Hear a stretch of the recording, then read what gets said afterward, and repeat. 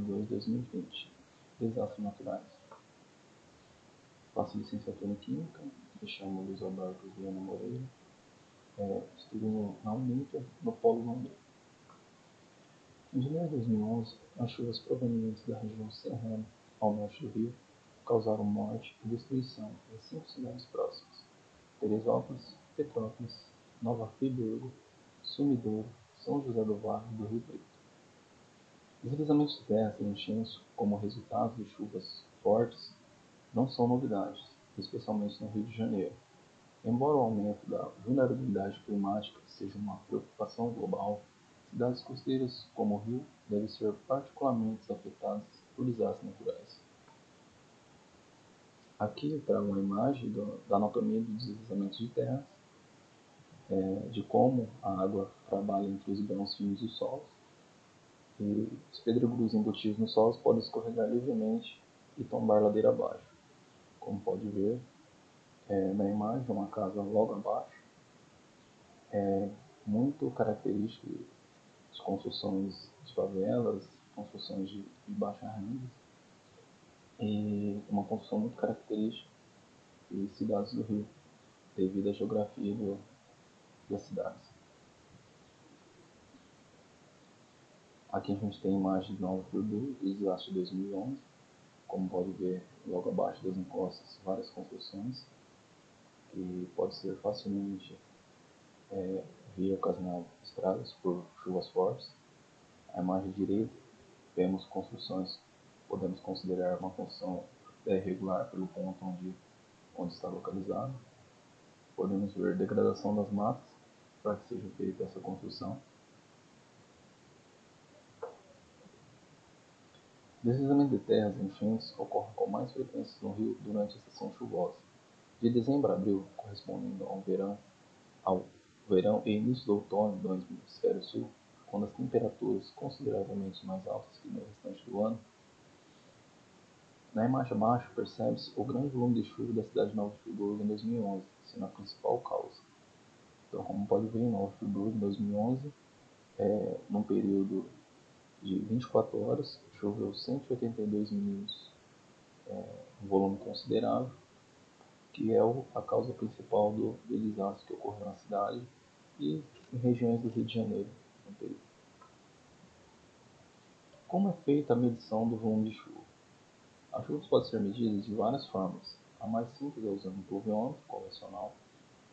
1 milímetro de chuva significa 1 litro de água acumulada em 1 metro quadrado. Então, considerando isso, milímetro vezes quantidade, então a gente tem 1 litro por metro quadrado. Exemplo, quando a gente diz que teve uma chuva de 200 milímetros em 24 horas, significa que 200 litros de água caíram em um perímetro de 1 metro quadrado. Então, a cada 1 metro quadrado, caiu 200 litros de água. Como a gente quantifica se uma chuva fraca, moderada, forte ou violenta? Existe um padrão. Eu coloquei logo abaixo ali, que é caracterizado como fraca, moderada, forte, violenta. A fraca, quando a intensidade é inferior a 2,5 mm por hora, moderada, 2,5 mm inferior a 10, forte, de 10, mas inferior a 50 mm, e uma chuva violenta é quando a intensidade dela é superior a 50 mm. Então, com base nisso, podemos ver que Nova Friburgo teve um montante de 182 milímetros, muito acima do que é considerado uma chuva violenta, ocasionando os grandes estragos da cidade. Os principais fenômenos relacionados aos desastres naturais no Brasil, tais como escorregamentos de solos ou rochas, ocorrem normalmente associados a eventos pluviométricos intensos e prolongados durante os períodos chuvosos, que na região sudeste corresponde ao verão. A chuva provoca erosão no solo pelo impacto das gotas sobre a superfície, através da infiltração e do escoamento superficial da água. Dessa forma, os processos hidrológicos têm papel fundamental na compreensão de deslizamentos, e conhecê-los é de suma importância na caracterização da dinâmica hidrológica superficial e subsuperficial das encostas.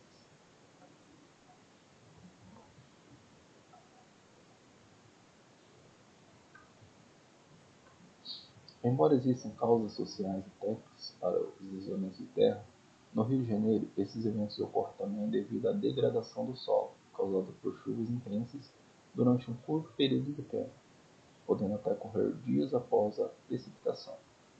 Como resultado de uma combinação de mudanças climáticas globais crescentes, uma história de desmatamento e urbanização e uma falta geral de vontade política para enfrentar de forma proativa os desafios ambientais, a cidade do Rio está passando por um número crescente de desastres naturais, com consequências drásticas.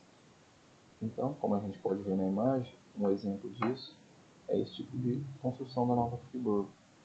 Aí, tanto na imagem da esquerda e da direita, a gente vê o tipo de moradia que é feita na região e que são suscetíveis a esses desastres.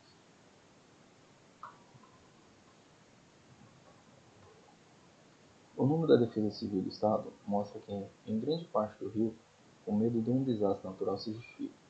Há cerca de 300 mil pessoas vivendo em 2.700 áreas de risco, especialmente na região serrana e Costa Verde. O levantamento aponta que nos municípios do Rio, Angra dos Reis, São Gonçalo, Niterói, Nova Friburgo, Petrópolis e Teresópolis são cidades que possuem cada uma mais de 100 áreas de risco identificadas. Muros de contenção, saneamento básico, programa social de habitação sustentável, dragagem de rios, são exemplos de medidas que podem ser adotadas pelo Estado. Porém, ao contrário, o que se percebe é uma negligência histórica e sistemática do governo. Vamos falar agora do projeto GIDES. Juntamente com Petrópolis e Blumenau, Nova Friburgo ingressou no projeto como cidade piloto em 2013. Então, 2 anos após o desastre, eles ingressaram nesse novo projeto. Para marcar a data, foram apresentados ao prefeito Renato Bravo aos 6 manuais do projeto de fortalecimento da Estratégia Nacional de Gestão Integrada de Riscos em Desastres, GIDES, fruto da participação da cidade no Acordo de Cooperação Técnica Internacional entre os governos do Brasil e Japão. Todo o estudo resultou no lançamento de 6 manuais sobre os sistemas de alertas, rupturas de encotas, mapeamento de risco, movimentação de massas, fluxo de detritos e planejamento urbano. Iniciado em julho de 2013, o projeto GIDES é executado pelo Ministério das Cidades, e logo abaixo tem todos os órgãos que agregam o projeto. A cooperação estruturou-se em ações técnicas periódicas, reuniões, workshops, treinamentos internacionais, etc., para aprofundar o entendimento sobre a gestão integrada de risco. Esse projeto destacou-se como importante avanço no fortalecimento da cooperação horizontal entre os órgãos federais, executores da cooperação e articulação vertical com os governos municipais e estaduais, no desenvolvimento de abordagens integradas e políticas de gestões de risco. Qual era o principal objetivo do projeto? Era a redução dos riscos de desastre geológico através de medidas preventivas não estruturais. Os principais resultados são melhoria de sistemas de avaliação e mapeamento de riscos, previsão e alerta e também planejamento urbano na atuação de prevenção de desastres. Tais melhorias serão efetivadas após a elaboração e validação dos manuais técnicos, que serão aplicados nos municípios pilotos selecionados, quais sejam, que é a Nova Friburgo, Petrópolis, no estado do Rio de Janeiro, e Blumenau, em Santa Catarina. Aqui logo abaixo a gente vê os procedimentos e a metodologia que foi desenvolvida, a coleta e compilação de dados de ocorrência e movimentos gravitacionais de massa no território brasileiro, análise estatística dos dados obtidos, interpretação, correlação com os métodos e dados japoneses, e discussão através de reuniões técnicas, seminários, aplicações experimentais na forma de projeto piloto, adaptação e calibração para a característica brasileira, tais como tipo de ocupação territorial, características dos processos, geomorfologia brasileira, entre outros. 5. É a proposta do Manual de Parametrização e Modelagem para definir o raio de alcance dos 4 processos de movimentos gravitacionais de massa. validação de campo dos modelos gerados para a automatização dos critérios topográficos, a geração de cartas de perigo, análise de terreno e risco em relação a construções para os processos. Para a elaboração da metodologia proposta no manual, as equipes da CPRM receberam treinamento no Japão e no Brasil, para conhecer e entender a sistematização dos procedimentos de mapeamento. Desde a coleta de dados até a proposição de classificação de perigo, baseia-se em modelagem matemática automatizada, realizada naquele país. No Brasil, precedeu-se a estudos e coleta de dados em diferentes regiões, tendo sido realizados posteriormente testes em áreas piloto. Os resultados foram apresentados e discutidos em reuniões técnicas, com o objetivo de adaptar-se à metodologia japonesa de mapeamento à realidade brasileira. Então aqui a gente tem os números do projeto, como duração, que ocorreu de 2013 a julho de 2017, quantidade de técnicos treinados no Japão, o investimento do lado japonês foi em torno de 10 milhões, então aqui está logo abaixo todos os dados e tudo que englobou o projeto. E agora vou mostrar um exemplo de desastres naturais que ocorrem na minha cidade, Florestópolis. Florestópolis é uma cidade pequena, localizada no norte do Paraná, possui apenas 11.571 habitantes.